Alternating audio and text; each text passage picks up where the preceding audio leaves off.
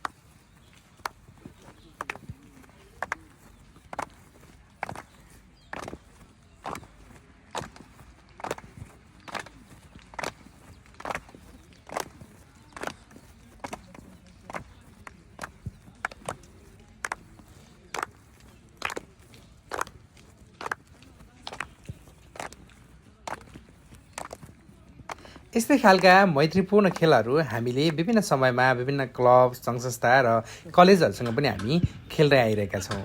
Lumbini football एकाडेमीले पछिल्लो समय समाजमा भएका विभिन्न खेलकुदका संस्थाहरूलाई पनि उत्तिकै प्राथमिकतामा राखेर उनीहरूसँग विभिन्न खालका मित्रवत सम्बन्धहरू राख्ने कामहरू गर्दै आइरहेका छौँ।